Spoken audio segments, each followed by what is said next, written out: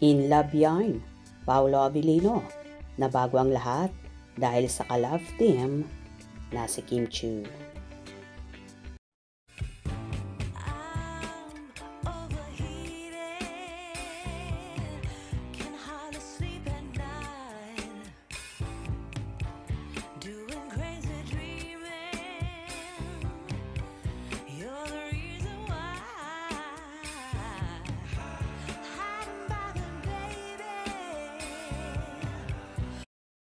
Tila maraming ang nabago sa kapamilya aktor at isa sa bida sa The Alibi series na si Paolo Avellino.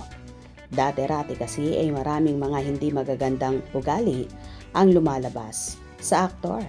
Andiyan ang pagiging suplado, tahimik, hindi marunong makimigil sa mga kapwa-artista. Pero ngayon, ibang-iba na siya. Simula nang makatambal at makatrabaho niya ang isang Kim Chiu. Bakit nga ba malaki ang ipinagbago niya? Dahil nga ba, in lababo siya? Kung dati-rati bibihirang ngumiti na para bang mabibili mo, sa napaka bihira lang. Pero ngayon, lagi na siyang nakasmile, kaya lalong lumalabas ang kagwapuhan niya.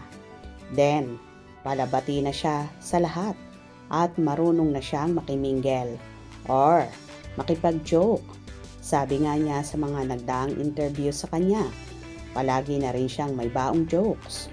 O diba, lakas makahawa ni Kimi. Then kung dati-rati tahimik at walang hibo, ngayon, game na rin siya makipagkulitan sa lahat, lalong higit sa mga close sa dalaga. At isa pa, malumanay na siya magsalita ngayon na nakaka-amaze talaga. Ganito nga kalaki ang ipinagbago ng isang Paolo Avellino dahil kay Kim Chiu. Influence or just in love? Hehehehe. Pau-pau yarn. But, syempre, abangan natin next year ang sagot. Paugi. Wow na wow, Kim Pao. Kim Pao forever. Kagwapo ni Paolo, oy. Kim Pao forever. In love yan. Iba talaga ang nagagawa kapag in love. Sana pa wag mo nang lolokohin si Kim. Mabait yan. Kung lolokohin mo siya, baka pagsisihan mo, mawala sa'yo. Always in love at happy. Pao, napakabait ni Kim at lubos kanyang mahal. Kung mawawala kayo sa isa't isa, windang ang buhay mo.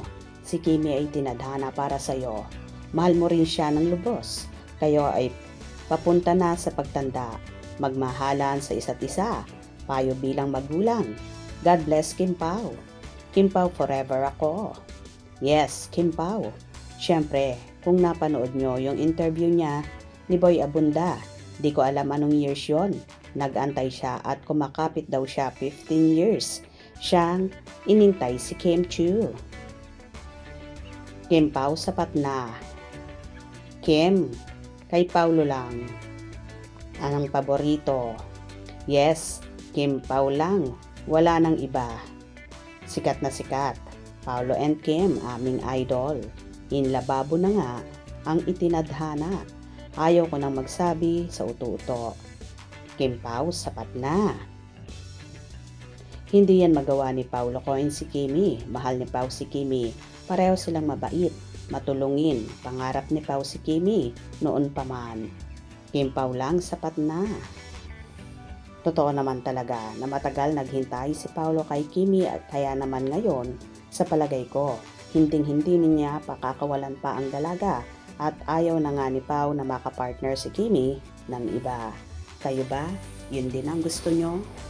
Diba halatang in love si Paolo? Hope you enjoyed. Please subscribe for more info.